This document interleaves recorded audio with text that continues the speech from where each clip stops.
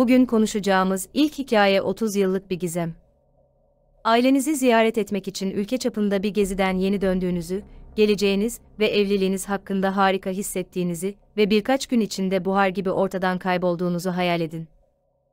Aile üyelerinin, muhabirlerin ve polisin yıllar süren yoğun çabalarına rağmen, bu gizem çözülmeden kalmaya hükümlü gibi görünüyor. Ama her zaman umut vardır. Gelin biraz Pam Page'den konuşalım. Bu tarz videoları beğeniyorsanız abone olmayı unutmayın.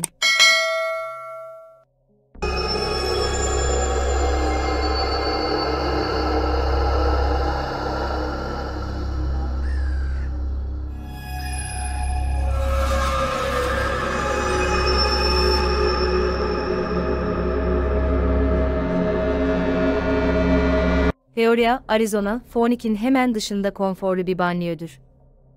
Pam ve Rob Page 1977'de buraya taşındılar ve her açıdan evlilikleri güzel gidiyordu. 22 Temmuz 1989'da Rob, boş bir eve ve Pam'den bir mektupla geldi. Pam, Sarah adında bir kadınla şehirden ayrıldığını ve bunu uzun süredir planladığını yazdı. Rob, karısının onu bir kadın için terk ettiğini düşündüğü için utandığını iddia etti. Pam'in Arkansas'taki ailesine onun gittiğini bildirmedi. Ancak 4 gün sonra Pam'in en büyük kız kardeşi Treni aradı. Pam'in ortadan kaybolduğunu öğrendiğinde şaşırdı. Kimseye nerede olduğunu söylememesi onun karakterine aykırı görünüyordu. İlk başta onun kaybolduğunu düşünmedim. Aklıma kimseye haber vermekte gelmedi, zaten ailesine gitti diye düşündüm, kaybolduğunu değil. Pam'in babası Will'ye Fris bir mektubu görmek istedi ve Rob ona bir kopyasını faksladı. Will'ye hemen üzüldü. Faksla gönderilen mektubu aldığımda bir şeylerin çok yanlış olduğunu biliyordum. Bir kere imzaya baktım. Pam'den doğum günü kartlarım ve mektuplarım vardı ama imza onun imzası değildi. Rob, Pam'in ailesine kayıp kişi raporunun zaten sunulduğunu söyledi. Ancak Pam'in kız kardeşlerinden biri yerel polisi aradığında, onların bu olayı hiç duymadıklarını, aranmadıklarını keşfetti. Dedektifler soruşturmalarına Rob Page'i sorgulayarak başladı. Onlara Pam'in kaybolduğu gün birkaç otomobil parçası mağazasına gittiğini söyledi. Bir anda kamyonu çalışmadı. Rob, evi aradığını ve cevap alamadığını söyledi, bu yüzden bir taksi çağırdı. Rob polise asla eve girmediğini, sadece garaja girdiğini söyledi. Kamyonu için bir parça aldı ve bisikletiyle mağazaya geri döndü. Kamyon nihayet çalıştığında eve gitti ve işte o zaman mektubu buldu. Pam, video dükkanındaki kasadan $60.000 nakit paranın tamamını aldığını belirtti. Rob mağazaya gittiğini ve paranın gittiğini doğruladığını söyledi. Kısa süre sonra polis Rob'un hikayesinin ayrıntılarını sorgulamaya başladı. Son otomobil parçası mağazasının çalışanlarından hiçbiri Rob'un ya da başka birinin kontak anahtarı hakkında soru sorduğunu hatırlamadı. Rob'un hikayesinde başka bir sorun daha vardı. Rob, oldukça farklı olan kamyonunun o öğleden sonra yaklaşık 4 saat boyunca mağazada park halinde kaldığını söylemişti. Ancak çalışanların hiçbiri kamyonu mağazanın önünde veya tamir eden birini gördüğünü hatırlamadı. Sonunda Pam'in ortadan kaybolmasından 3 hafta sonra Arizona Eyaleti Suç Laboratuvarı mektuptaki imzanın neredeyse kesinlikle Pam'e ait olmadığını doğruladı. Çavuş Doug Hildebrand konuyla ilgili Rob'u sorguladı. Rob bana inanmayı reddetti ve aslında karısının mektubu imzaladığı konusunda kararlıydı. Bay Page mektuptaki imza hakkında soru sormaya devam ettikten sonra, bana o mektubu gerçekten imzaladığını itiraf etti. Rob Page'i şüpheli yapmaya yetecek kadar çarpıcı bir geri dönüş oldu. Aniden tamamen farklı bir hikaye anlatmaya başladı. Rob, Pam'in kaybolmasından birkaç gün önce mektubu aile bilgisayarında bulduğu konusunda ısrar etti ve Pam'in onu terk edeceğini belirtti. Ayrıca keşif üzerine karısıyla yüzleştiğini de iddia etti. Rob'un yeni hikayesine göre, yüzleşmeden birkaç gün sonra eve geldiğinde evin darmadağın olduğunu gördü. Rob polise, Pam'in kıyafetlerinin çoğunun, aile resimlerinin ve köpeklerinden birinin gittiğini söyledi. Pam'in kredi kartları ve ev anahtarları mutfak masasının üzerindeydi ama Rob onun ehliyetini bulamadı. Rob, bu keşifleri yaptıktan sonra harekete geçmeye karar verdiğini iddia ediyor. Aşağıya inip bilgisayardaki mektuba 4 cümle ekledi, çıktısını aldı ve Pam'in imzasını attı. Daha sonra diğer arabasını donut dükkanına götürdü, caddenin karşısındaki ankesörlü telefona gitti ve bir taksi çağırdı. Rob, yaptığı bazı şeyleri uydurduğunu, çünkü kendisi bunu yapmasaydı karısının onu gerçekten terk ettiğine kimsenin inanmayacağını belirtti.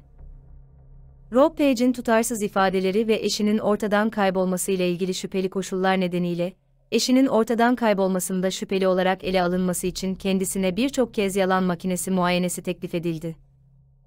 Her teklif edildiğinde yalan makinesini reddetti. Rob Page hakkındaki şüphelere rağmen polis, onun hikayesini değiştirmek dışında yanlış bir şey yaptığına dair hiçbir kanıt bulamadı.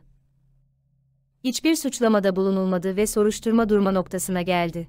Son çare olarak Pam'in kız kardeşi Jimmy'ye Ridge, Little Rock, Arkansas'ta medyum olan Carol Pate danıştı. Pate 10 yıldır Little Rock polisinde çalışıyordu. Yalnızca Pam'in bir fotoğrafından yola çıkan medyum, Pam'in evinde olduğu anlaşılan bir yerde Pam'i bir adamla birlikte gördüğünü söyledi. İkisi tartışıyordu. Carol, adamın Pam'i yere vurduğunu ve onu bir yastıkla boğduğunu gördüğünü iddia ediyor. Başka bir kadın gelip onu bagaja yerleştirmesine yardım etti. İkisinin bir yere gittiklerini ve Coolidge adını ve 241 rakamlarını gördüğünü söyledi. Daha sonra demiryolunun yakınında gri bir fabrika gördü. Sonunda adam kenara çekti, cesedi çıkardı ve kazmaya başladı. Pam'in ortadan kaybolmasını haber yapan Arizona gazetesi muhabiri Vanna Thorson ipuçlarını takip etti.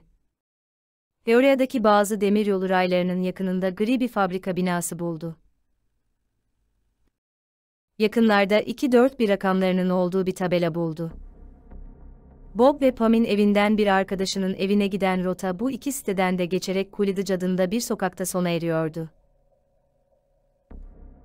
Ancak Pam Page öldürüldü mü, yoksa ortadan kaybolmayı mı seçtiği öğrenilene kadar Carol Pate'in bilgilerini değerlendirmenin bir yolu yok. Rob Page ise hala karısının hayatta olduğu konusunda ısrar ediyor. Rob yıllardır kayıp olan eşinden ayrıldı. Polis onun artık davada şüpheli olmadığını söylüyor. Ancak Pam Page'e ne olduğu hakkında halen bir fikirleri yok. Bu arada Frisbee ailesinde kaybolan tek kişinin Pam olmadığını bilmek sizi şaşırtabilir. Pam'in ilk kuzeni Darla Harper, Pam'den 3 yıl önce kaybolmuştu. 20'li yaşlarının ortasındaydı, Leslie adında küçük bir kızın annesiydi ve çekişmeli bir boşanmanın ortasındaydı. Jimmy'ye her zaman Pam'in Darla'nın ortadan kaybolmasından bahsetmesinin Rob'a Pam'i ortadan kaldırma fikrini verip vermediğini merak ederdi.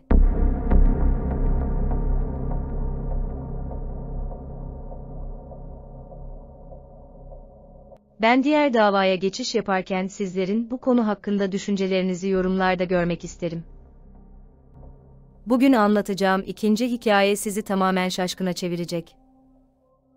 Yeni evli eşler iş gezisine çıkar, kocası yakınlardaki bir konferansa katılırken Judy kasabayı keşfetmeye çıkar. Ancak bundan sonra olacaklardan hiç kimsenin haberi yok.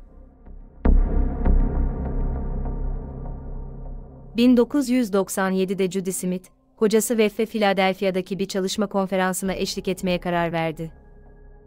Judy, uçakları kalkmadan önce ehliyetini unuttuğunu fark etti ve daha sonraki bir uçağa binmek zorunda kaldı. Jeff isteksizce kabul etti ve ikisi o gecenin ilerleyen saatlerinde Philadelphia'da buluştu. Ertesi gün Jeff konferansına katılırken Judy gezmeye gitti. Weff'e göre Judy onunla akşam 5 gibi otellerinde buluşacaktı.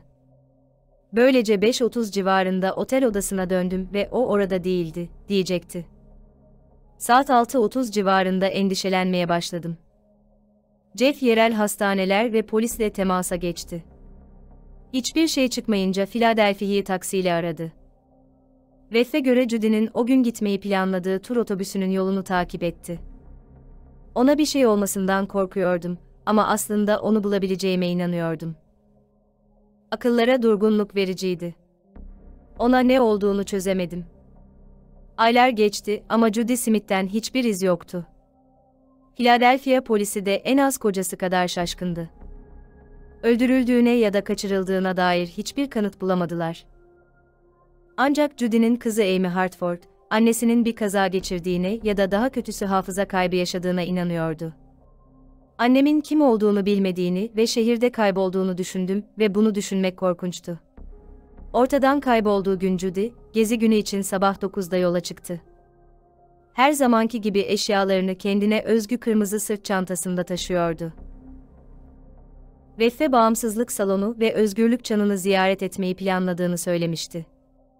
Judy'nin ortadan kaybolmasına neden olan şey önümüzdeki 8 saat içinde meydana geldi. Philadelphia polisi Judy'den hiçbir iz bulamayınca Veff'in Boston'daki evine dönmekten başka seçeneği kalmadı. Ofisinden, Doğu sahilinde Judy hakkında 9.000 el ilanı faksladı ve postaladı. Ayrıca 3 özel dedektif tuttu. Ancak Veff'e göre hiçbir önemli ipucu ortaya çıkaramadılar. Judy'nin ortadan kaybolmasından 5 ay sonra, bir baba ve oğul Kuzey Carolina'nın Aseville yakınlarında yürüyüş yaparken tuhaf bir şey fark ettiler. Bunjombe ilçesi Şerif Departmanı'ndan Teğmen Sam Constance'a göre, 100 metrelik bir alana yayılmış hayvanların bulunduğu kısmen gömülü bir iskelet buldular. Kurbanımız beyaz bir kadındı, muhtemelen 40'lı yaşlarının sonu ile 50'li yaşlarının ortaları arasındaydı. Patolog raporuna göre iç çamaşırlarında bıçak yarası ile uyumlu olabilecek delici yaralar ve kesikler mevcut. Polis, Veff'in bölgede kayıp ilanlarını gördükten sonra Judy'nin diş kayıtlarını istedi. Adli tıp bunların Judy Smith'e ait olduğunu doğruladı. Judy'nin kızı Amy inanamamıştı. "Şok olmuştum. Sanırım her zaman ebeveyninizin öleceğini tahmin ediyorsunuz ama bu kadar erken değil. Ne zaman çocuk sahibi olacağımı ve o günü sabırsızlıkla beklediğimizi konuşurduk, onun benim yanımda olamayacağını hiç düşünmemiştim." Judy'nin Philadelphia'dan nasıl bu kadar uzaklaştığını kimse anlayamıyordu. Yetkililer olay yerinde Judy'nin elmas alyansını ve $167 nakit para buldu. Sebebin soygun olmadığı sonucuna vardılar. Ancak polisin başka bir ipucu daha vardı. Aseville'deki 4 görgü tanığı, Judy'yi ortadan kaybolmasından birkaç gün sonra gördüklerini iddia etti. Bunlardan biri perakende satış memuruydu. "Bana çok normal göründü. Çok hoş biriydi. Onun tedirgin olduğunu gösteren hiçbir şey görmedim. Bana kocasının avukat olduğunu ve Boston'lu olduklarını söyledi.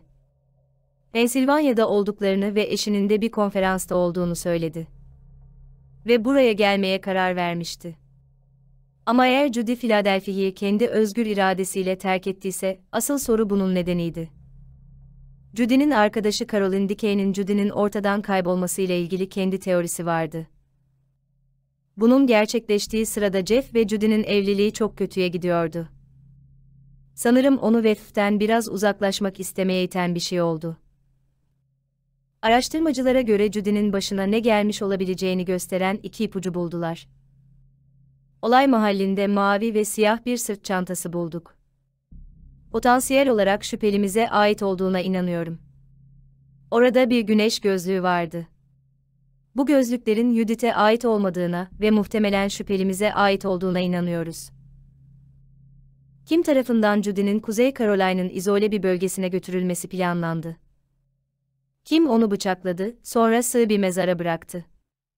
Bir yabancı mıydı, yoksa Aseville'de buluşmayı planladığı biri miydi?